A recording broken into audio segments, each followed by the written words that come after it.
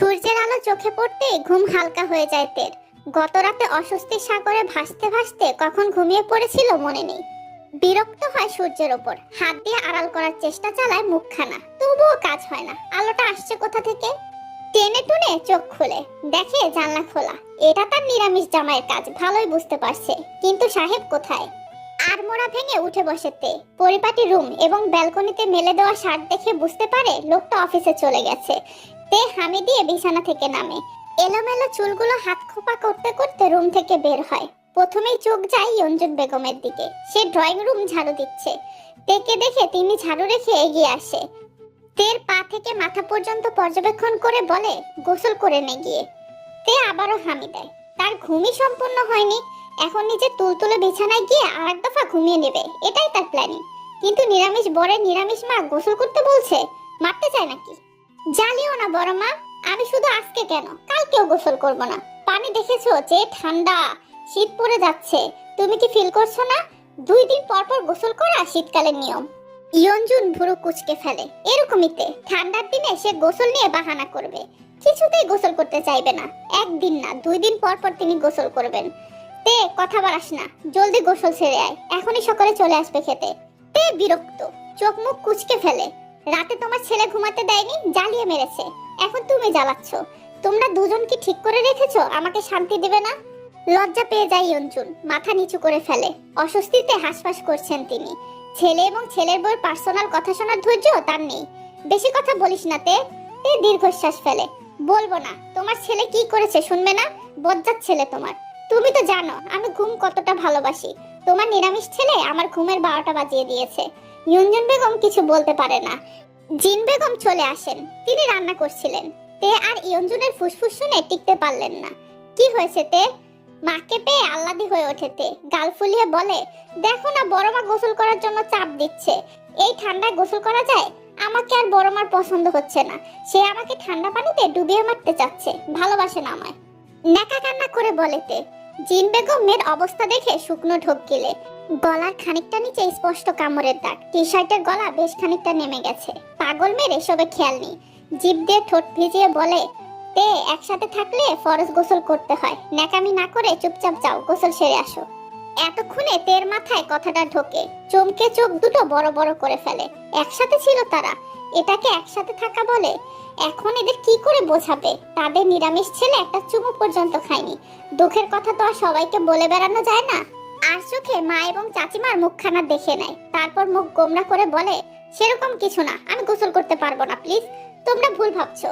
বলেই তে এক দৌড়ে নিজের রুমে চলে যায়। ইয়ঞ্জন আর জিন একে অপরের মুখ চাচাই করে ফিক করে হেসে ফেলে। রুমে এসে তে আয়নার সামনে দাঁড়ায়। প্রথমেই তার চোখ পড়ে গলার দিকে। দাগ আসলো কোথা থেকে? হাত চলে যায় গলায়। কেউ রাক্ষসের মতো কামড়ালে যেমন দাগ হয় তেমন দাগ। এটা দেখে ফেলেছে মা এবং বড় মা। এটা দেখেই ভাবছে সামথিং সামথিং। তাদের নিরামিষ ছেলে যে তের ঘুমের সুযোগ নিয়ে দাঁত বসিয়েছে, এটা তারা বুঝবে না তো। রেগে যাইতে বিছানা থেকে ফোনখানা উদ্ধার করে কল দেয় জাঙ্কুককে। রিং হতে হতে কেটে যায়, ধরে না। কিন্তু না ধরা অব্দি তেও থামবে না, আবারও কল করে। এভাবে 5 বার কল করার পর রিসিভ হয়। ওপাশের মানুষকে কিছু বলতে না দিয়ে তে বলে ওঠে, আমাকে কামড়িয়েছেন কেন আপনি? দাঁত বড় হয়ে গেছে, বজ্জাত লোক। আপনার জন্য সবাই আমাকে দেখে হেসেছে। আসুন আজকে বাড়িতে, কামড়ে আপনার নাক ছিঁড়ে ফেলবো আমি। নিজের কথা শেষ করে থামেতে, হাঁপিয়ে গেছে সে। তার লম্বা বক্তব্য বেশ করে। তখনই ওপাশ থেকে ভেসে আসে একটা মেলে ভয়ার্ত কণ্ঠ। সরি ম্যাম, স্যার মিটিং এ ঢুকেছে। আমি ওনার বাকিটুকু শেষ করতে পারে না মেয়েটা। এই কর্কশ কণ্ঠে বলে ওঠে, শাকচুন্নি, তোর সাহস কি করে হয় আমার বরের ফোন হাতে নেওয়ার? মেয়েটা আরো ভয় পেয়ে যায়। সে আমতা আমতা করে বলে, অনেকক্ষণ ধরে বাজছিল, ভেবেছিলাম ইম্পর্টেন্ট কল কিনা। থাকতে কে বলেছে? ফোন বাজতে বাজতে ভেঙে যাবে। আপনি কেন ধরবেন? জানেন না এটা কিম তেইং এর স্বামীর ফোন? মেয়েটা জবাব দিতে পারে না। সে ঘন ঘন ঢোক গিলছে। তে একটু থেমে বলে, আসছি আমি। তোর চুল যদি না ছিঁড়েছি, আমার নামও কিম তেইং নয়। আমার বরের ফোন ধরা না। খট করে কল কেটে দেয়। রাগে তার শরীর কাঁপছে, ফসফস করে শ্বাস টানছে। আজ অব্দি তেই ফোনটাতে হাত লাগাতে পারলো না, আর ওই মেয়ে কিনা ধরে নিল। হাত আজকে কেটেই দিবে মেয়েটার। রাগ দমন করে কাবার থেকে জামা কাপড় বের করে নেয়। গোসল সে করবেই না। ঠান্ডা পানি দিয়ে গোসল করার চেয়ে বিষ পান করে কমায় যাওয়া সবচেয়ে বেটার। ব্রাশ করে চোখে মুখে পানি দিয়ে জামা পাল্টে নেয়। তারপর কলেজ ব্যাগটা কাঁধে চেপে বেরিয়ে পড়ে শাকচুন্নি দমন করতে। জাংকুকের অফিস চেনেতে চিনবে না, একমাত্র বর বলে কথা। সুগার থেকে ঠিক জেনে নিয়েছে জাংকুকের অফিসের ঠিকানা। জাংকুক তো আর বলবে না, নিরামিষ কিনা, বিশাল বড় বিল্ডিং, কয়তলা হবে, কড়া রোদ বিধায় তাকানো যাচ্ছে না, না হলে তে গুনে নিত। বড় বড় গাড়ি দাঁড় করানো বিল্ডিং এর সামনে, গেটে দুইজন দারোয়ান পাইচারি করছে, হাতে তাদের লাঠি। তে চিন্তা করে, তাদের হাতে লাঠি কেন? ডাকাত আসলে তো বন্দুক বোমা ছুরি নিয়ে আসবে, তখন তারা এই লাঠি দিয়ে তাদের কিচ্ছু করতে পারবে না। তাহলে লাঠি কেন হাতে নিয়েছে? নিজের চিন্তায় নিজেই বিরক্ততে। ধুর, এসব কি তার ভাবার বিষয় নাকি? মাথার ঘোমটাটা ভালো করে ঠিকঠাক করে এগোইতে। মাথায় ঘোমটা দেওয়ার কারণ আছে। এলোমেলো চুল, তার চুলগুলো পরিপাটি করার সময় ছিল না। দারোয়ান দুটোকে দুই দিকে যেতে দেখে হুড়মুড়িয়ে ঢুকে যায় ভেতরে। দারোয়ান দৌড়ে এসে লাঠি এগিয়ে দিয়ে থামায় তেকে। তে ভুরু কুচকে তাকায় দারোয়ানের দিকে। এভাবে ঢোকা নিষেধ। দারোয়ানের শক্ত কণ্ঠ। তে দারোয়ানের পা থেকে মাথা পর্যন্ত একবার পর্যবেক্ষণ করে নেয়। তাহলে কিভাবে ঢুকতে হবে? মাথায় শিং লাগিয়ে আসবো নাকি পেছনে লেজ? দারোয়ান হকচকিয়ে যায় তের কথা শুনে। দুজন দুজনের মুখ চাওয়াচাওয়ি করে নেয়।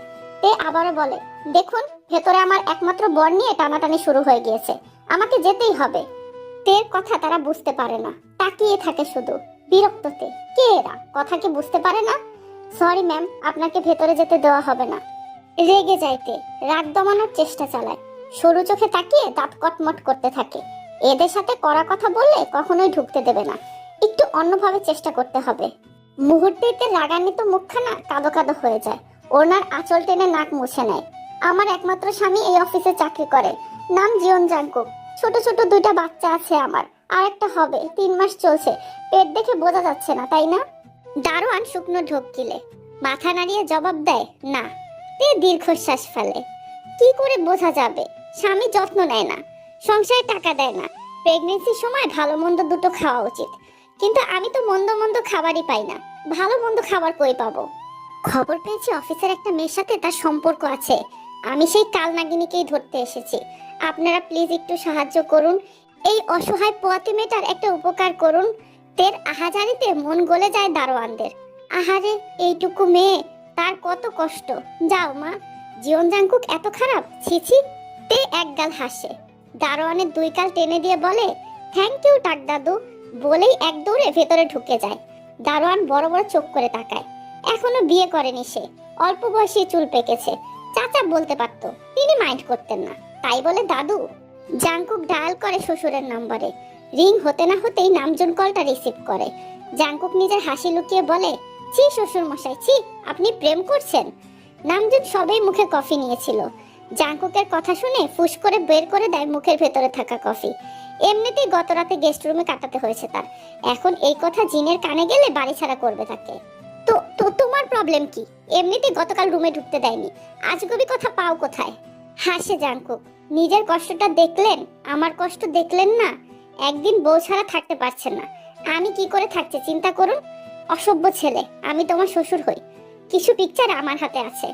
আপনি দেখলাম একটা মেয়ের সাথে রিকশায় ঘুরছেন, রোমান্টিক দৃশ্য। কপালে বিন্দু বিন্দু ঘাম জমে যায় নামজনের। কলিকের সাথে রিকশায় বসেছিল, সেই কলিক আবার নামজনের বাল্যকালের বান্ধবী। ভাবছি ছোট মায়ের হোয়াটসঅ্যাপে এই ছবিগুলো পাঠাবো। তুই আমার মেয়েকে নিয়ে যা বাপ, আমি আজকে বাড়িতে গিয়ে সবাইকে বলবো সামনের শুক্রবার তোদের আবার বিয়ে দেব, তবুও আমাকে মাফ কর, তোদের হানিমুনে যাওয়ার খরচ আমার। জাংকুক এবার শব্দ করে হেসে ওঠে, আই লাভ ইউ শ্বশুর মশাই। নামজুন কল কেটে দেয়, বিড়বিড় করে বকা দেয় জাংকুককে, শয়তান ছেলে, গোটা দুনিয়াকে দেখায় সে ভাজা মাছ উল্টে খেতে পারে না, অথচ আমার জানটা জ্বালিয়ে খাচ্ছে। এই অসভ্য ছেলের বাচ্চা কাচ্চা কতটা অসভ্য হবে কে জানে। মিটিং শেষে নিজের বরাদ্দকৃত কেবিনে বসে আছে জাংকুক, ঠোঁটের কোণে তার মিটিমিটি হাসি। শ্বশুর মশাইকে জ্বালানোর আরো একটা উপায় পেয়ে গেছে সে। এতদিন শ্বশুর জ্বালিয়েছে, এবার জাংকুক জ্বালাবে। শ্বশুরের ভীতু মুখখানা বড্ড ভালো লাগে জাংকুকের, শ্বশুরকে দেখতেও সুইট লাগে। তে দেখতে পায় লিসাকে পানির বোতল হাতে নিয়ে এদিকেই আসছে। তে এক দৌড়ে চলে যেতে নেয় লিসার কাছে, তখনই দেখে ফেলে এক অবিশ্বাস্য জিনিস, মেয়েদের ড্রেস আপ, হাঁটু অব্দি ড্রেস। কি সুন্দর হাঁটু বেরিয়ে আছে, উঁচু জুতোও পরেছে, দেখতে জোশ লাগছে। মনে মনে তে ভেবে ফেলে এরকম একটা ড্রেস পরলে তেকে কেমন লাগবে। জাংকুক নিশ্চয়ই তাকে দেখে ফিদা হয়ে যাবে। লজ্জা পাইতে মুহূর্তেই মনটা খারাপ হয়ে যায়। এত এত হাঁটু বের করা রমণের মধ্যে তার বরটা থাকে, কতটা রিস্ক। নেহাত বেটা নিরামিষ, তুমি এখানে? হঠাৎ জাংকুকের গলা শুনে ভাবনা থেকে বেরিয়ে আসে তে, তাকায় জাংকুকের দিকে। জাংকুক ভুরু কুচকে তাকিয়ে আছে। জাংকুক বেরিয়েছিল বসের কেবিনে যাবে বলে, তখনই নজর পড়ে তের দিকে। এক মুহূর্তের জন্য ঘাবড়ে গিয়েছিল জাংকুক, যে পাগল বউ তার। শোনো শোনো আপুরা, আমার অবস্থা অনেক খারাপ, আগেই তোমাদের বলছি, গলা দিয়ে ভয়েস দিতে পারি না, তারপর অনেক কষ্ট করে ভয়েস দিছি। যদি ভালো লাগে তাহলে একটা লাইক করে দিও, আর ভুল ত্রুটি মাফ করে দিও, হয়তো অনেক উচ্চারণ বুঝতে সমস্যা হতে পারে। So thank you for watching.